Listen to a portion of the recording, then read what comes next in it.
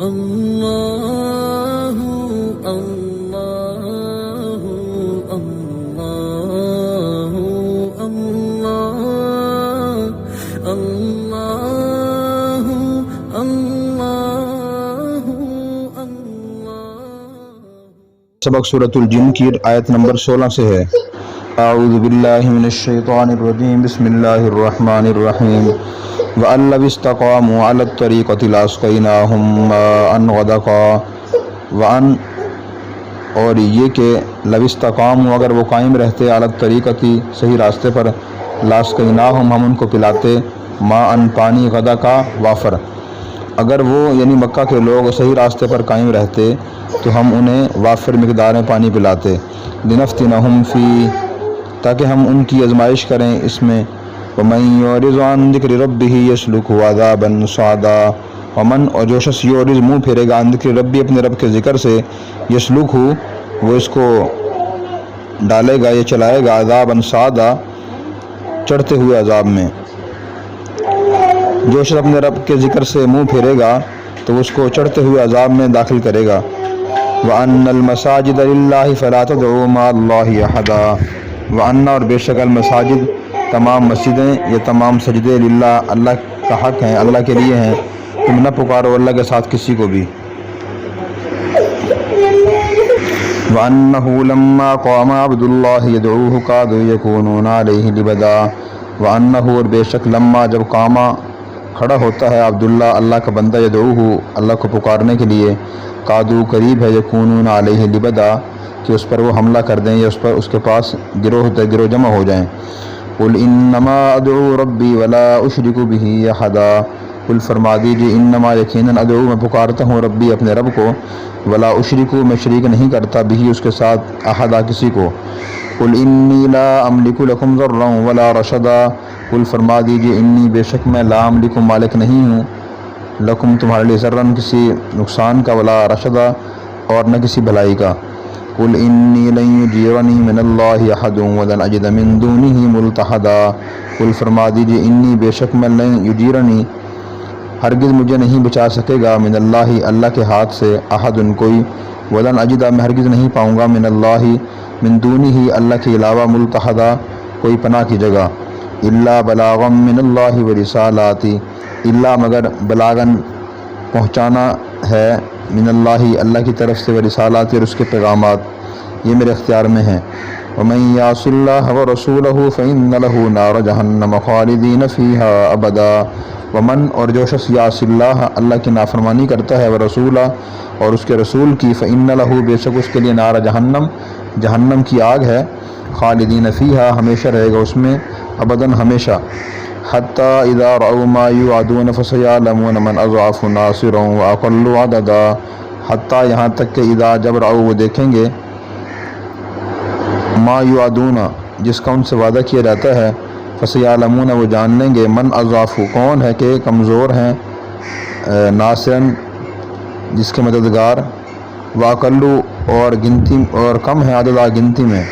قل فرما دیجیے ان ادری میں نہیں جانتا، قریب کیا قریب ہے، ما توعدون تم سے جس کا وعدہ کیا جاتا ہے، ام یجعل لہ یا بنائی ہے اس کے لیے ربی میں رب نے امدا ایک لمبی مدت۔ عالم الغیب وہ جاننے والا ہے غیب کا، فلا یظہر وہ نہیں ظاہر کرتا، علی غیبہ اپنے غیب کو، یا نہیں مطلع کرتا اپنے غیب پر، احدا کسی کو، الا مگر من ارتضی جس کو پسند کر لے، من رسول رسول میں سے یا کسی رسول کو، فإنہ یسلک تو بے شک وہ چلاتا ہے، من بین یدیہ اس کے آگے، ومن خلفہ اور اس کے پیچھے، رصدا چوکیدار، لیعلم تاکہ وہ جان لے، ان قد ابلغوا کہ انہوں نے پہنچا دیے، رسالات ربہم اپنے رب کے پیغامات، واحاط بما لدیہم اور قابو میں کر رکھا ہے اس نے جو ان کے پاس ہے، واحصی اور گن لی ہے، کل شیء ہر چیز، عددا اسی گنتی۔ تو آیت نمبر 16 میں اللہ تعالیٰ نے نبی کریم صلی اللہ علیہ وسلم کو فرمایا کہ اگر یہ مشرکین مکہ صحیح سیدھے اطاعت اور فرمانبرداری اور ایمان کے راستے پر چلتے تو ہم ان کو وافر مقدار میں پانی پلاتے۔ پانی پلانے کا مطلب یہ ان کو اپنی نعمتوں سے اور اچھے رزق سے اور وافر رزق سے ہم ان کو نوازتے۔ اللہ کا یہ وعدہ ہے کہ جو آدمی بھی اللہ تعالیٰ کی عبادت اور اطاعت کرتا ہے اور دین کے اصولوں کا زندگی گزارتا ہے، اللہ تعالیٰ اس کی دنیا اور آخرت اچھی فرما دیتے ہیں۔ طریقت کا لفظ یہاں آیا وَأَلَّوْ اسْتَقَامُوا عَلَى الطَّرِيقَةِ، تو طریقت کا لفظی معنی تو راستہ ہے، تو تصوف کی اصطلاح میں بھی جو تصوف کا راستہ ہے اسے بھی طریقت کہا جاتا ہے۔ ایک شریعت ہے، شریعت کہتے ہیں ظاہری احکام کو، اور طریقت کہتے ہیں ان ظاہری احکام پر عمل کرنے کو۔ تو شریعت اور طریقت دونوں چیزیں ضروری ہیں۔ بعض لوگ اس میں مغالطہ دیتے ہیں، لوگوں کو کہتے ہیں شریعت علیحدہ ہے طریقت علیحدہ ہے، اور مطلب ان کا یہ ہوتا ہے کہ جو آدمی تصوف کی لائن پر چل رہا ہو اس کے لیے شرعی احکام پابندی ضروری نہیں ہوتی، اس کے لیے کچھ چیزیں حلال ہو جاتی ہیں یا کچھ چیزیں فرض نہیں رہتی، تو یہ غلط ہے۔ شریعت اور طریقت دونوں لازم ملزوم ہیں۔ تو پھر فرمایا لِنَفْتِنَهُمْ فِيهِ، اور ہم ان کو نعمتیں دیتے تاکہ ان کو آزما سکیں۔ اللہ نعمت دے کے بھی آزماتے ہیں، پھر اس کو نعمت ملی ہے وہ شکر ادا کرتا ہے یا نہیں، اور اس نعمت کو صحیح استعمال کرتا ہے یا نہیں، اور نعمت نہ دے کر بھی آزماتے ہیں کہ وہ صبر کرتا ہے یا نہیں کرتا۔ تو جب نعمت ملے انسان شکر ادا کرے، اس کو صحیح استعمال کرے، کس نعمت کی ضرورت ہے نہ ملے تو صبر کرے، صبر۔ پھر فرمایا کہ میں عن ذکر ربی، جو اپنے رب کے ذکر سے یعنی اللہ کے احکام سے منہ پھیرے گا اللہ اس کو عذاب میں داخل فرمائیں گے۔ پھر فرمایا تمام مسجدیں اللہ کی ہیں، تو مساجد کا لفظی معنی نماز پڑھنے کی جگہ بھی ہیں۔ اگر یہ معنی اس کا مطلب یہ ہوگا کہ جتنی مسجدیں ہیں وہ اللہ کی ہوتی ہیں، کوئی ان کا مالک نہیں ہوتا، مسئلہ بھی یہی ہے، کسی مسجد کا کوئی آدمی مالک نہیں ہوتا، اس کی زمین اس کی چیزیں اللہ کی ملکیت ہوتی ہیں۔ دوسرا معنی مساجد کا یہاں سجدے بھی ہیں، اس کا مطلب پھر یہ ہوگا کہ سارے سجدے اللہ ہی کے لیے ہونے چاہیے، اللہ ہی سجدے کے مستحق ہیں اور کسی اور سجدہ نہیں کرنا چاہیے۔ پھر اس کے بعد کفار کی کیفیت بیان فرمایا کہ نبی کریم صلی اللہ علیہ وسلم جب اللہ کی عبادت کرتے ہیں، عبداللہ صلی اللہ آپ صلی اللہ علیہ وسلم ہیں، تو یہ کفار آ کر جمع ہو رہتے تھے، یا تو تعجب کے لیے تعجب کرتے تھے کہ ایسے یہ نئی نئی عبادت انجام دے رہے ہیں، یا آپ پر حملہ کرنے کی نیت سے۔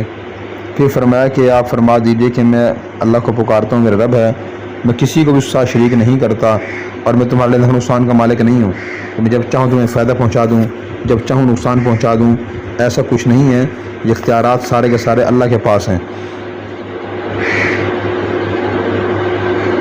اس آیت کا مطلب صحیح یہ ہے کہ جو ما فوق الاسباب، اسباب سڑکیں نفع نقصان جو ہوتا ہے اس کا اختیار اللہ کے پاس ہی ہوتا ہے، لیکن اسباب کے تحت نفع نقصان انسان کو پہنچا سکتا ہے۔ جیسے کہ آدمی کسی کو نقصان دہ چیز مارے، گولی مارے، خنجر مارے، لکڑی یا لوہا مارے تو لگ جاتا ہے اور نقصان اسے پہنچ جاتا ہے۔ اور اسی طرح کہ آدمی کسی کو کھانا کھلا دے، پانی پلا دے، ڈاکٹر دوائی تجویز کرتے ہیں، میڈیکل اسٹور والا دوائی دے دیتا ہے، فائدہ پہنچتا ہے، اسے استاد شاگرد کو علم سکھاتے ہیں۔ اسی طرح لوگ ایک آدمی دوسرے کو پیسے دیتا ہے تو فائدہ پہنچا دیتا ہے وہ۔ تو ما فوق الاسباب جو فوائد ہیں وہ اللہ کے اختیار میں ہوتے ہیں، مثلا اولاد دینا، شفا دینا، یا اسی طرح زندگی اور موت دے دینا، یہ اللہ کے اختیار میں ہے۔ اس کا مطلب سمجھنا ضروری ہے، بعض لوگ مطلب غلط سمجھتے ہیں اس کا، اور یہ مطلب سمجھتے ہیں کہ انسان اللہ کے ساتھ کس سے کوئی سوال ہی نہ کرے، کس سے کچھ نہ کہے، اور اس بنیاد پھر وہ محنت کوشش نہیں کرتے، اور یا پھر وہ لوگوں سے مدد حاصل نہیں کرتے۔ تو قرآن کریم میں حکم ہے تعاون بالبر والتقوی، نیکی تقوی کاموں میں تعاون کرو، گناہ کاموں میں تعاون نہ کرو۔ اللہ نے حکم فرمایا ہے تو اللہ تعالیٰ انسان کو انسان کے ذریعے فائدہ پہنچاتے ہیں۔ اس کا مطلب یہ نہیں کہ آدمی کسی سے ضرورت کا اظہار نہ کرے، یہ مدد نہ مانگے، یہ مطلب نہیں ہے اس کا۔ پھر اس کے بعد فرمایا کہ اللہ کے علاوہ مجھے کہیں پناہ نہیں ملے گی، اور میرے جو اختیارات ہیں وہ اللہ کے احکام پہنچانا ہے، الا بلاغ من اللہ ورسالاتی، وہ پہنچانا ہے۔ اور جو اللہ رسول کی نافرمانی کرے گا وہ جہنم میں داخل ہوگا، اس میں ہمیشہ رہے گا۔ تو اللہ رسول کی نافرمانی جہنم میں لے جانے والی ہے۔ پھر اس کے بعد فرمایا کہ حتی اذا رأوا ما یوعدون کفار، جس چیز کا ان سے وعدہ کیا جا رہا ہے جب وہ دیکھیں گے، یعنی عذاب کو دیکھیں گے، جہنم کو دیکھیں گے، تو پھر اس وقت انہیں معلوم ہو جائے گا کہ کس کے مددگار زیادہ ہیں، کس سے کم ہیں۔ کفار کہتے تھے کہ مسلمانوں تمہارے پاس تو خاص افراد ہی نہیں ہیں، ہمارے پاس زیادہ وسائل ہی نہیں ہیں، وسائل سارے ہمارے پاس ہیں، لشکر ہمارا بڑا ہے، طاقت ہماری زیادہ ہے۔ تو اللہ تعالیٰ نے فرمایا کہ جب اللہ کا عذاب آئے گا پھر معلوم ہوگا کس کا لشکر بڑا ہے، کس کی مدد زیادہ ہوتی ہے۔ پھر اس کے بعد وہ پوچھتے تھے کہ یہ عذاب کب آئے گا، فتح آپ کو کب نصیب ہوگی، تو اللہ تعالیٰ نے فرمایا کہ آپ نے بتا دی، مجھے معلوم نہیں ہے کہ تم سے جس سے وعدہ کیا جا رہا ہے وہ قیامت ہو یا عذاب یا ہماری فتح وہ قریب ہے یا دور ہے، مجھے اس کا علم نہیں ہے۔ اللہ تعالیٰ ہی غیب کو جاننے والے ہیں۔ اللہ تعالیٰ اپنی غیب کی چیزیں کسی پر واضح نہیں کرتے۔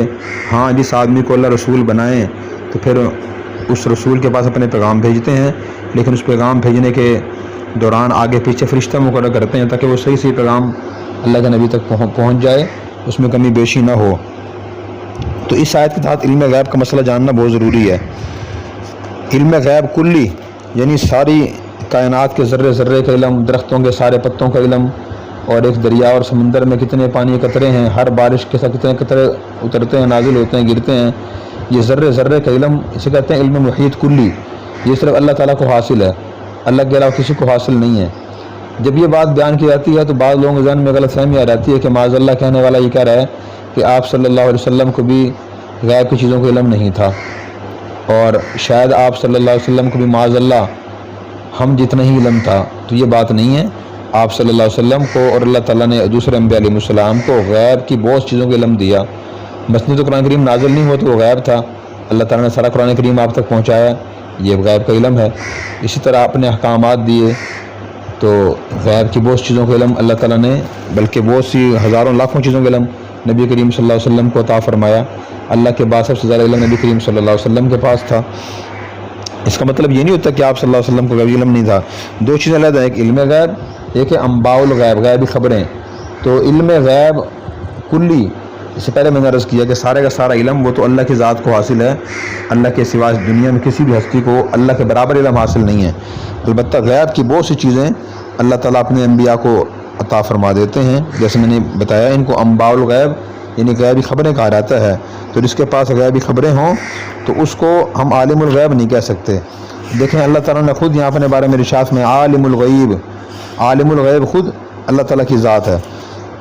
فلا یظہر علی غیبہ احدا، اللہ تعالیٰ اپنے غیب کا علم کسی پر ظاہر نہیں کرتے، الا من ارتضی من رسول، مگر جس رسول کو پسند فرمائیں تو اس پر غیبی خبریں بھیجتے ہیں۔ لیعلم ان قد ابلغوا رسالات ربہم، تاکہ وہ رسول جان لیں یا اللہ تعالیٰ جان لے کہ ان فرشتوں نے اللہ کے پیغامات اور جو کچھ اللہ نے قابو میں دیا تھا وہ رسول کو پہنچا دیا۔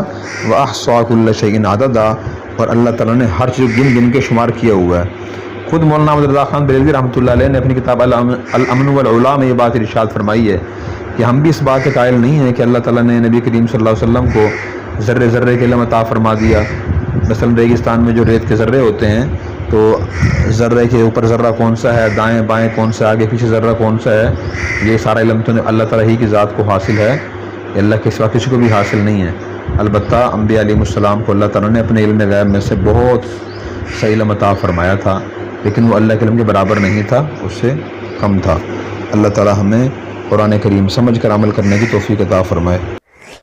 اور اگر آپ نے ابھی تک ہمارا چینل سبسکرائب نہیں کیا تو فوراً سبسکرائب کیجئے، ساتھ ہی بیل آئیکن پر کلک کریں تاکہ مزید آنے والی ویڈیو ہے وہ آپ کو وقت پر ملتی رہیں۔ اللہ حافظ۔